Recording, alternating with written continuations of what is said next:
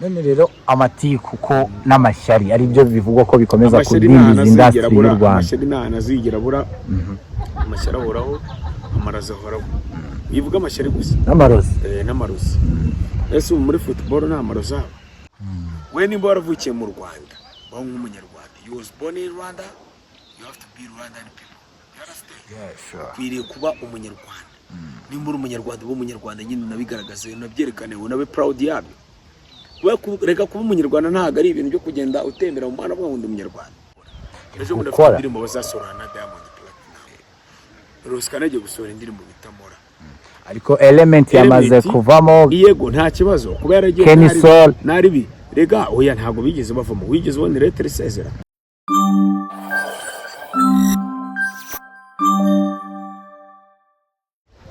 Hello beautiful people. Munyemene nongere mbahikaze kuri Legend Nation TV.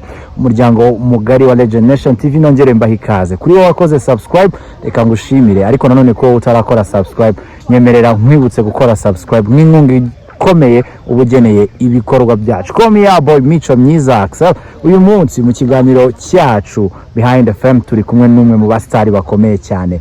Mwite Sky 2 wa Bagahe. Ingoma mashyi y'igihugu Papa B1 Jean, Papa Doughboy, Papa Mucheri, Youth Inspiration. AKA Special Material. Yes sir. Ingoma mashyi y'igihugu. Yego. Sky tungu arikaze ku muryango mugari wa Legend Nation. Meze neza cyane reka nangire mbashimira. Mumeze neza namwe ariko nanone mbabwira ngo nishimiye kuba mwaje kwitabira igikorwa cyanjye cyo kubabwira yuko mfite igitaramo hano.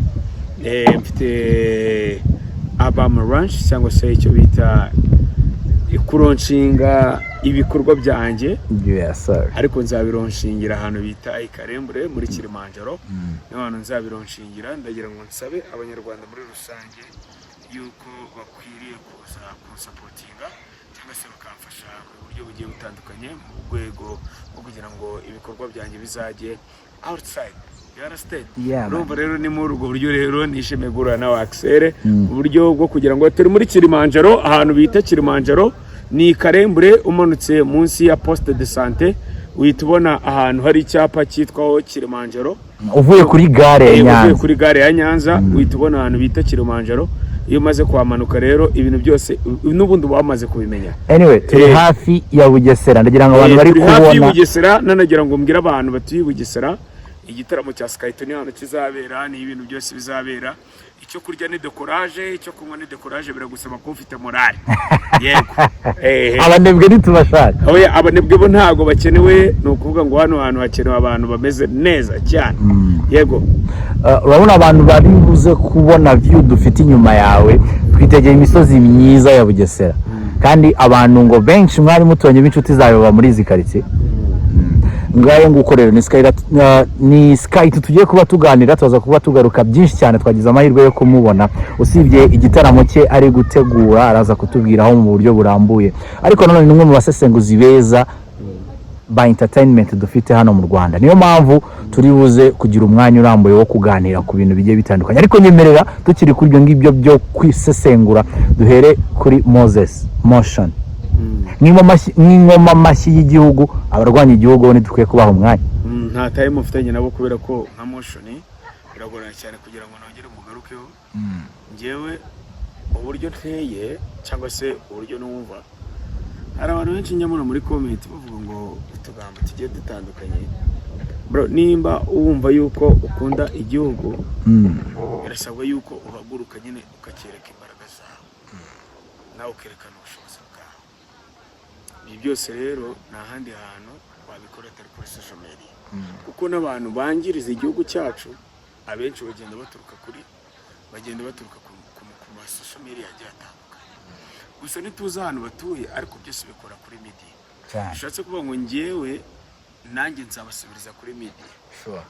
Ntacyo mvuze ariko mfite icyo mvuze kubera ko nimba ndi ngoma mashyi y'igihugu ngewe hari byinshi navuga byagera kure kuruta ko undi munyarwanda utuye hano hepfo ahantu turi Ikarembure yabivugira ariko ngiye mu gihe mfite umwanya wo kubivuga I have to talk.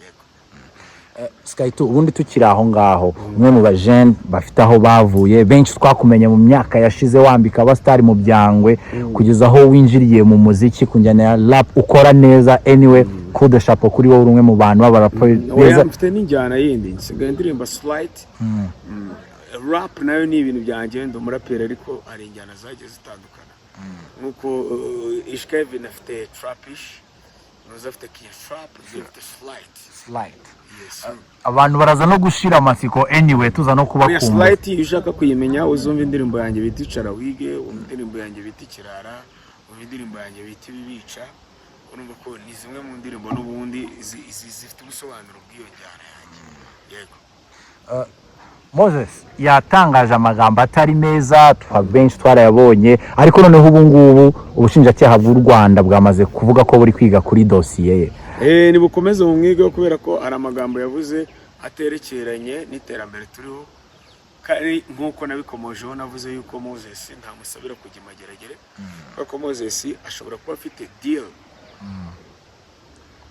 nyine ishaka gutuma agera hariya kugira agende yangiza urubyiruko ruriyo agende yangiza abantu hari ubundi ari ijambo abanyamahanga bavuga ngo political manipulation ashobora kuba agiye kumanipira abantu kubangisha igihugu ndetse no kubakoresha andi makosa muri urwo rwego asohoye ngewe rero ntumva yuko bamujyana imageragere bamushakira ahantu h'umwihariko h'umwihariko yakure kuba arimo aratembera akigishwa urako ngewe uburyo nekereza motion na opportunities yagiye agira mu Rwanda bagiye bamuhereza n'abayobozi bagiye bamuha abakuru b'igihugu numva yuko Moses atari umuntu agakwiriye kuba yatangaza ari amakuru bireke ibyo byonyine tubireke ahubwo kuba azi ko yari afite igifungo gisubitse azi ibiyobyabwenge akongera akabyisangamo ibyo amategeko azabimuhanira ariko nanone mu giti cyanjye ushobora gusanga kuba yari azi ko asubikiwe mu bijyanye n'ibiyobyabwenge azongera agakora amakosa akitwaza yuko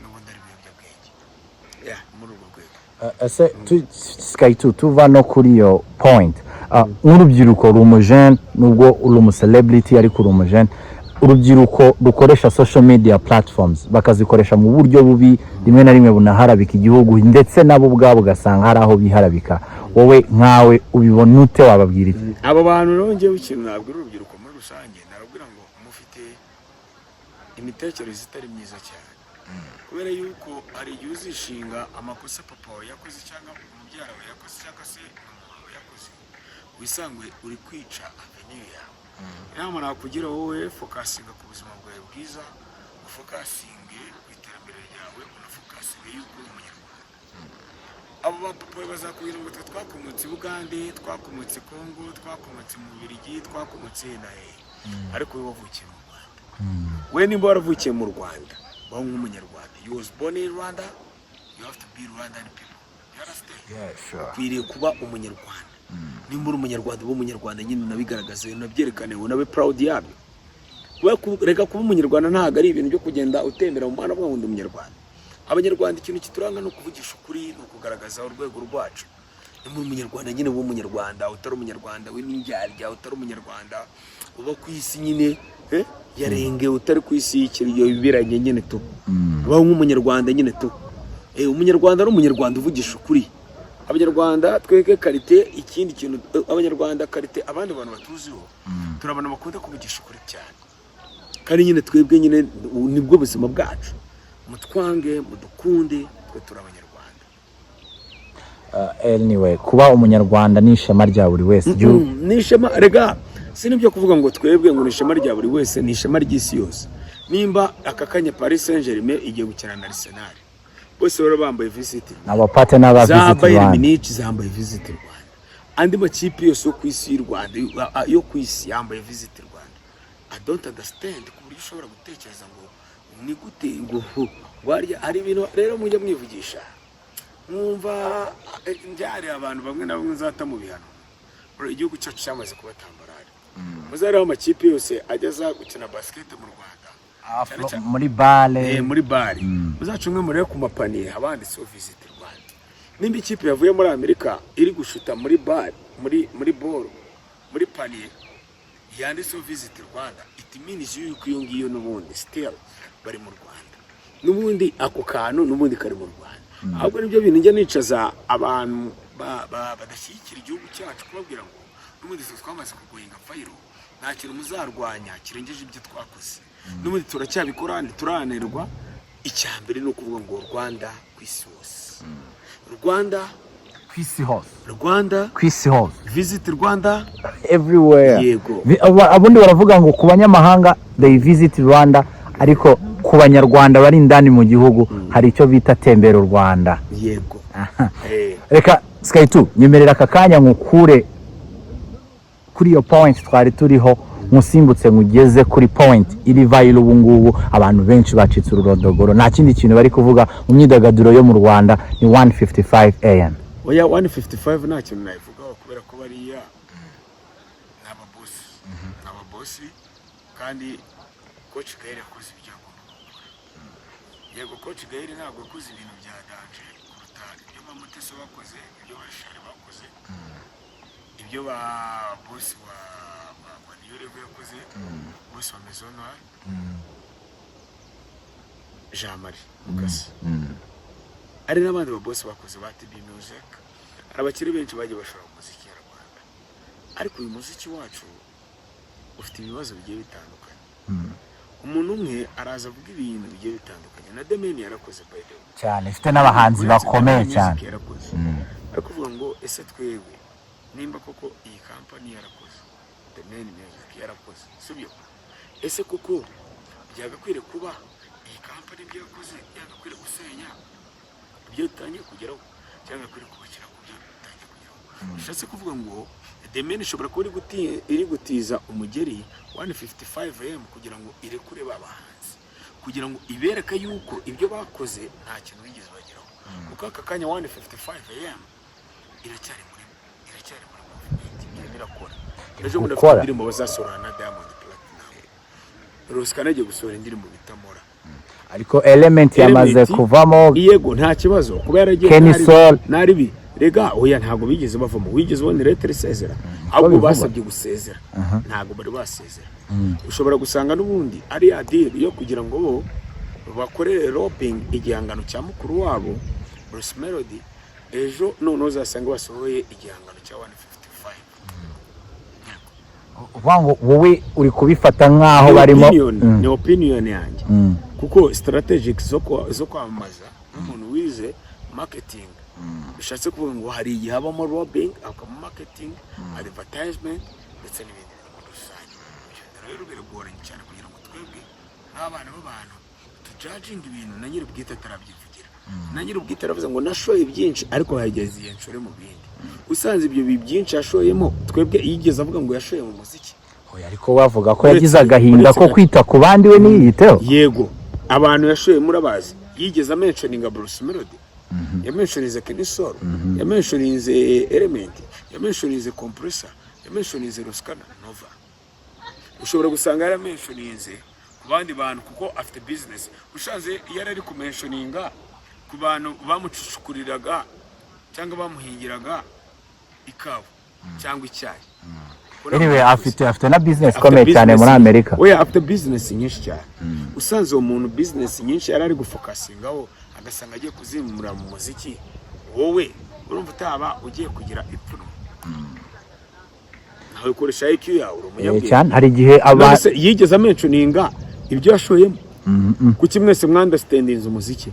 Ushobora gusanga hari ibindi bintu. Impamvu abantu benshi bagarutse ku muziki nuko byahise bihurirana ni kuvugwa ko Element yaba yasezeye. Yigeze sezera se wari uhari? Agiye gukora umuziki. Ni byavuzwe Sky 2. Ni byavuzwe nyine, ariko ibyo bintu ntago byavuzwe wowe uhari, kuko ntago wigeze nabikonfirm cyane.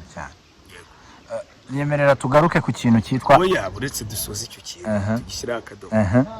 Don't judge boss, kubera ko on of the business ni bamwe mu bantu bagira categories nyinshi cyane. Kubera ko ngo on of the business ashobora gutegura advertorial, agategura lobbying, agategura scam, agategura plank bwo kugira ngo company iwe ikunde igoyinga fire. Mukajya mu cyane abakire. Yego Sky 2 ubundi kuki aba celebrities cyangwa se aba star bumva ko kugira ngo niba ari gutegura indirimbo agiye gushyira hanze, niba ari filime agiye gushyira hanze, abanza guplankinga abantu kugira ngo ibintu bye bigere. Bituma inkuru ibaho, kubera ko inkuru nyinshi zo mu Rwanda ni nkeya, kandi abanyarwanda uburyo duteye dukunda boro za plank, ariko ushobora gusanga atari plank, nanone tujye tuyikiriza kabiri, ushobora gusanga atari plank cyangwa ugasanga ari plank. Ibyo byose rero bizadufasha kugira ngo twongere twandastandinge urwego turiho, tunandastandinge imikorere y'ibintu byacu. Yego, abantu benshi yaba babaye mu muziki mu gihe cyashize n'abari kuwuzamo ubu ngubu, industry y'umuziki w'u Rwanda benshi bayishinja amashyari, ari nacyo gituma abantu benshi bavuga ko idatera imbere, kubera ko yaba abo twakita nk'abasaza mu muziki. Reka nkubaze ikibazo kimwe, ni amashyari tabo. Uretse ko bumvuga ngo industry mu Rwanda, Tanzania nayo ni amashyari. Reka nkwibutsa gastori, Harmonize ava muri Wasafi, uribuka induru zavuze? Cyane. Zanganaga gute? Zari nyinshi cyane. Uribuka ba Rayvan, abana barezwe muri Wasafi? Uribuka isenyuka rya uyu mupeti yitwa gutera usigaranye na Diamond muri Wasafi? Mbosso. Itandukana ryabo si yabanagamo na Harmonize cyane, babanaga muri ya rebo yabo cyane. Ari Harmonize ntari kuri Wasafi, nuze Mbosso nameze neza cyane, ahubwo wa wundi we yagiye ko bari batatu. Twaramubuze koko, twaramubuze, indirimbo ze ntitukizumva. Ushobora gusanga ari businessman, ushobora gusanga ari manager wa Diamond Platinum, cyangwa ari manager wande wa Harmonize, kuko ari muri Tanzania aba ibikorwa byinshi. Nari kuki bakubwira ngo Ruskana ari gufungura studio yiwe yo kumanaginga Element, kandi Ruskana yaraje asanga ndi Element Money 155, kandi Element n'ubundi still Ruskana asiga muri igiceri. Ruskana afite ibiceri, Ruskana ni boss wa God, kandi aje mu muziki vuba. Nibyo ibintu bajya bavuga ngo buri muntu wese agira amahirwe yiwe, ntuzabyiganire n'umuntu ku mahirwe yiwe gusa. Ufite amahirwe yawe n'undi afite ayiwe, ahubwo twese ibyo bidusaba gukora cyane, kuko uyu munsi ushobora gusanga ufite etage, njyewe mba muri ghetto, ejo bukazacya njyewe ari njyewe boss. Ibyo birashoboka cyane cyane cyane. Mu gihe bishoboka, twiringire yuko mu gihugu iteka kidatije amaboko, buri wese afite iherezo ry'ubuzima bwiwe. Njyewe ntabwo niringira ku mugisha w'umuntu. Tuzi abakire benshi cyane, tuzi none se n'ubu ufite mukuru ari umubosi, ariko nta kintu amariye famiye yawe. Ibyo nibyo byeza ahubwo muri iyi minsi. Nta nshuti yawe muziranye ushobora kujya kwaka akazi n'ikagura cyane, ikagahereza undi muntu wawe. Ibyo byose rero dukwiriye kubitekerezaho, tukubaka twebwe ibyacu. None rero amatiku ko n'amashyari ari byo bivugwa ko bikomeza kudindiza industry y'u Rwanda. Amashyari ntazigera abura, amashyari ahoraho, amarazi ahoraho.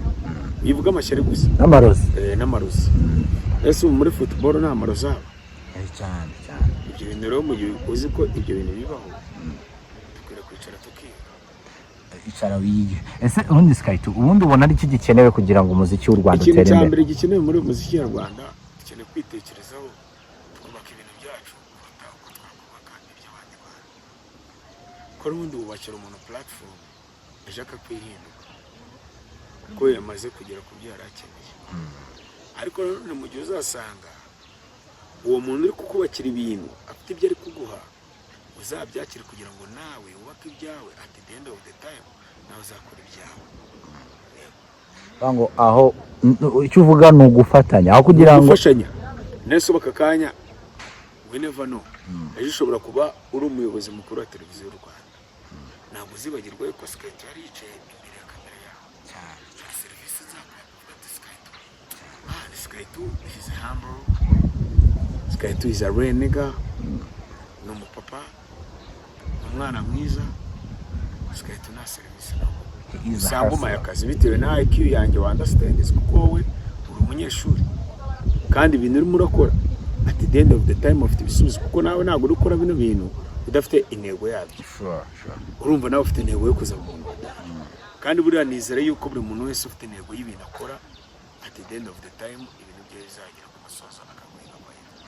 Gasore nakubwira ngo ukora cyane, ujye unasenga mani, ko nimba uri kumbaza amarozi yo muri showbiz ibiki n'ibiki ibi byose nta kindi kintu kibisaba. abajeni b'iyi minsi nibagisenga birasaba gusenga kugira ngo Imana ikurinde imitego muri uyu mwanzi Satani noneho ukomeze guhinga viral biteka abantu wambare tugashimira abantu baradukurikiranye hano mbere y'uko ugenda muri gatoya Kilimanjaro hano haruguru hano munsi ya gare ya Nyanza umanutse ni hano ni Karembure turi munsi ya poste de santé bahita Kilimanjaro ukihagera uhita ubona icyapa cyanditseho Kilimanjaro waza ni nawe ndi gutegura igitaramo byiza cyane abantu mwese mukurikiranye muhageze mukaza n'ibyari ni ku itariki 20 mbere yuko tugenda tunashimira abari badukurikiranye ijambo rimwe ku muhanzi umwe mu bahanzi nyarwanda bakomeye cyane bamaze kwibaruka umwana we wa kabiri Ngabo Medal ijambo rimwe kuri we. Ntago ari baruka oya yamaze kubyara umwana w'umuhungu ntago biraba ko ntago ndabibona ari igihe munkoresha amakosa nka breaking news ko kutarabibona ntarabibona ugasanga breaking the news ibyo ntarabibona nimara kubibona biraza kugenda neza gusa ikintu namubwira byawe cyangwa se bitaraba namubwira ngo sura inama. Reka mushimire rero ni Sky twari turi kumwe yatuganirije byinshi cyane ku myidagaduro y'u Rwanda icyo abona twakora kugira ngo turusheho gutera imbere. Aragira ati aho kugira ngo urobere umuntu ifi mwigisha uko bayiroba kugira ngo ejo nawe azisange mu kibuga ahagaze neza. Ndabashimiye rero ni Legend Nations TV kiganira Lot of Fame. Sky ndamushimiye ko yabanye natwe mbanarekera no kuzakurikirana ibindi biganiro byacu naga ari ubu ngubu gusa dusuye aha ni mu rugo igihe cyose tuzamukenerera azaba ahari. Sky ndagushimiye namwe mwese ndabashimiye reka mbabwire ngo Imana y'amahoro ibahe umugisha. Big up to yourself.